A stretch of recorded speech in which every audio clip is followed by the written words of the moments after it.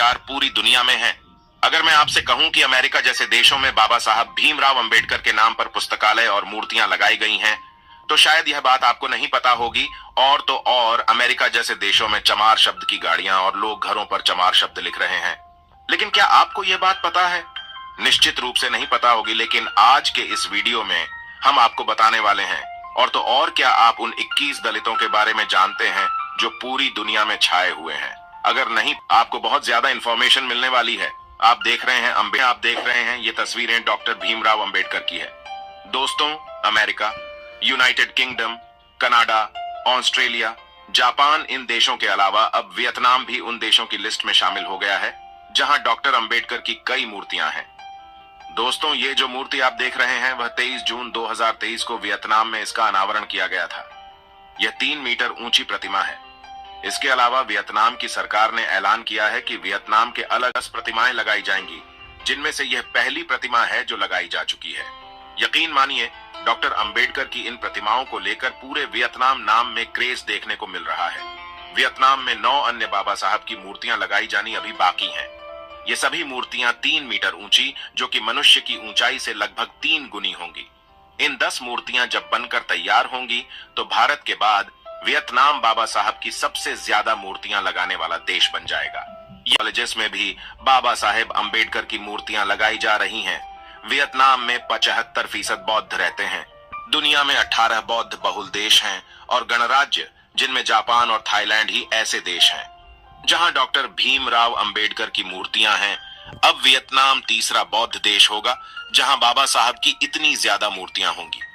दोस्तों, वियतनाम वह देश बन चुका है जहां पर अब बाबा साहब के विचारों से काफी ज्यादा प्रेरणा ली जाती है। स्कूल कॉलेजेस में बाबा साहब की मूर्तियां लगाई जा रही हैं और अब वियतनाम के लगभग हर शहर में डॉक्टर अंबेडकर की मूर्तियां स्थापित होंगी। यह अपने आप में भारत के लिए एक गर्व की बात है, जहां वियतनाम जैसे देश डॉक्टर अंबेडकर की मूर्तियां लगा रहे हैं। दोस्तों, इस सारे काम को डॉक्टर थिच नहाट टू करवा रहे हैं। इन्होंने अपने देश वियतनाम में डॉक्टर बाबा साहब अंबेडकर की मूर्तियां लगाने का संकल्प लिया है। इन्होंने 14 अप्रैल 2023 को विश्वविद्यालयों में 10 मूर्तियां लगाने की घोषणा की थी। थिच नहाट टू वियतनाम के मशहूर बौद्ध भिक्षु हैं, जिनके फेसबुक पर 10 लाख से ज्यादा फॉलोअर्स हैं। वह बाबा साहेब को एक सत्व महान व्यक्ति मानते हैं।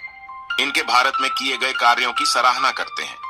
यही कारण है कि वह पूरे वियतनाम में डॉक्टर बाबा साहेब अंबेडकर की मूर्ति लगाना चाहते हैं।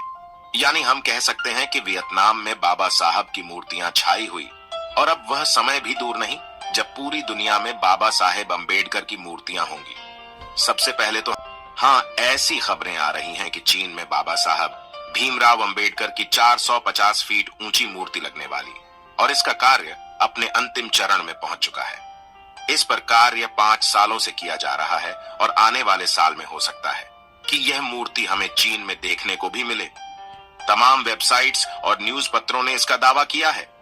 अगर चीन में यह मूर्ति बनती है तो वाकई काफी ज्यादा हैरानी की बात होगी। अब आते हैं, राजधानी हैदराबाद में बाबा साहब अंबेडकर का स्मारक भी बना है, जिसमें डॉक्टर अंबेडकर की 125 फीट ऊंची प्रतिमा स्थापित की गई है। इसको बनाने में 7 साल का समय लगा था। 14 अप्रैल 2016 को बाबा साहेब अंबेडकर की 125 जयंती के अवसर पर उनकी 125 फीट ऊंची प्रतिमा का शिलान्यास किया गया था, जिसे 14 अप्रैल 2016 को इसका अनावरण किया गया। यानी कि 7 साल बाद आपको सबसे ऊंची अंबेडकर प्रतिमा है। इस प्रतिमा की कुल लागत करीब 50 करोड़ है। वहीं इसमें 791 टन स्टेनलेस स्टील और 9 टन पीतल का उपयोग हुआ है।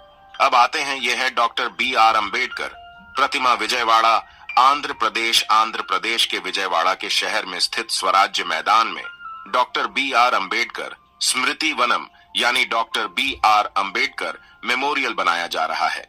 इसमें 125 हो रहा है, लेकिन स्वराज मैदान में 81 फुट ऊंचे चबूतरे पर यह 125 फीट ऊंची प्रतिमा स्थापित की जाएगी। इसलिए इस अंबेडकर मूर्ति की ऊंचाई करीब 205 फीट हो जाएगी। डॉक्टर अंबेडकर की प्रतिमा में 12 टन वाले जूते लगभग 12 फीट ऊंचे हैं। यह मूर्ति भारत की सबसे ऊंची मूर्तियों में से नंबर 10 पर और दुनिया की सबसे ऊंची मूर्तियों में 90 पर होगी। अब आते हैं इस वीडियो के अंतिम नंबर पर, जो कि statue of equality Mumbai Maharashtra. दोस्तों बता दें कि स्टैचू ऑफ इक्वलिटी 2024 में बनकर तैयार होगा। यह 45 मंजिला इमारत जितनी ऊंची होगी और यह कुतुब मीनार से दोगुनी होगी। इस स्मारक का उद्घाटन किया था प्रधानमंत्री नरेंद्र मोदी ने 11 अक्टूबर 2015 को। इस मूर्ति की लागत लगभग 83 करोड़ की है। जब बनकर तैयार होगी तो 15 किमी दूर से भी इसको देखा जा सकेगा। कुछ लोग कह रहे हैं कि इसकी ऊंचाई करीब 350 फीट ऊंची भी हो सकती है। अब देखने वाली बात है कि आखिर यह कब तक बनकर तैयार होती है।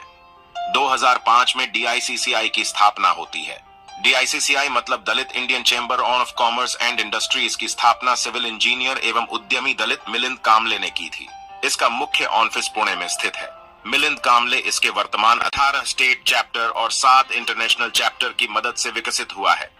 इसमें सदस्यता का आधार तेजी से बढ़ रहा है और बताया जा रहा है कि संगठन में जुड़े 3000 दलित अब मिलेनियर बन चुके हैं। जी हाँ, DICCI दलित उद्यमियों को एक साथ जोड़ने के साथ साथ इनके लिए एक संसाधन केंद्र के रूप में भी कार्य करता है, जिससे दलितों की आर्थिक और सामाजिक समस्याओं के समाधान में मदद मिलती है। इस संगठन में एक दो नहीं बल्कि सदस्य हैं, यानी इसमें 3000 लोग ऐसे हैं जो कि दलित हैं और करोड़पति हैं, और इनमें से भी 1000 से ज्यादा दलित ऐसे हैं जिनका सालाना टर्नओवर करीब 100 करोड़ रुपए से ऊपर है, और इनमें से सबसे अमीर हैं राजेश सरैया। राजेश सरैया यूक्रेन से स्टील माउंट प्राइवेट लिमिटेड चलाते हैं, जिसका कारोबार 8 देशों में फैला हुआ है, और उनका अकेले का टर्नओवर ही 2000 करोड़ से ज्यादा है, और वे पहले दलित अरबपति हैं। लेकिन इस काम था, और दलित बिजनेसमैन के लिए फंड जुटाना और सही सलाह पाना भी बहुत मुश्किल रहा है। डिक्की के चेयरमैन मिलिंद कामले यह बात कहते हैं कि दलित अब दया के नहीं ईर्ष्या के पात्र बनना चाहते हैं। कामले पूंजीवाद को एक क्रांतिकारी शक्ति के रूप में मानते हैं, जिसने जाति व्यवस्था को ध्वस्त कर दिया और दलितों को ऊपर आने का मौका दिया। कामले का कहना है कि व्यापार पर ऐतिहासिक रूप से पारंपरिक पेशे वाली उन्हीं जातियों का कब्जा रहा है, जिन्होंने किसी और को अपने साथ चीजें अब तक कुछ एक कंपनियों के दायरे में पैदा की जाती थी, वे अब कहीं से भी मंगाई जाने लगी हैं। इससे नए उद्यमियों को भरने का मौका मिला है, और डिक्की का गठन करने वाले 3000 दलित उद्यमियों ने भी इस मौके का भरपूर फायदा उठाया है। कहते हैं कि अब तो दलित मुख्यमंत्री और राष्ट्रपति भी रह चुके हैं, तो आखिर अब उद्योगों के सेनापति भी दलित क्यों नहीं बन सकते हैं। कामले ने यह प्रेरणा 2 स्रोतों से अर्जित की है। पहली अंबेडकर और दूसरा अश्वेत मतलब ब्लैक बिजनेसमैन। जाति और पैसे की जंजीर तोड़ने में पूंजीवाद की भूमिका को अंबेडकर पहले ही समझ गए थे, लेकिन यह काम उनके समय में नहीं हुआ। 1991 के बाद ही संभव हो सका। जब दुनिया में भूमंडलीकरण आया, अमेरिका ने एक समय अपना सारा ध्यान अश्वेत के लिए अफर्मेटिव एक्शन पर ही केंद्रित किया था, लेकिन बिल्कुल निचले दायरे के असतों में से हजारों करोड़पति और कुछ अरबपति 20 सालों में ही सामने आ सके हैं। कंपनियों के CEO भी फिलहाल श्वेत ही है, जैसे सिटी बैंक के रिचर्ड पटसन्स, अमेरिकन एक्सप्रेस के केनेथ चेनोरॉक्स के उर्सुला बर्न्स और मर्क के केनेथ फ्रेजियर। यह व्यक्तित्व दलितों के लिए प्रेरणा स्रोत बन सकते हैं, और डिक्की का मुख्य उद्देश्य यह है कि वह आने वाले समय में 100 दलित अरबपतियों की लाइन खड़ी कर सके, और उम्मीद है यह सफल भी होने को। देखिए, इस पर जय भीम लिखा हुआ है, और इस BMW गाड़ी पर संत रविदास की फोटो लगी हुई है, और यह चमार जाति के एक शख्स की गाड़ी है जो कि कनाडा में रहता है और बिजनेसमैन है।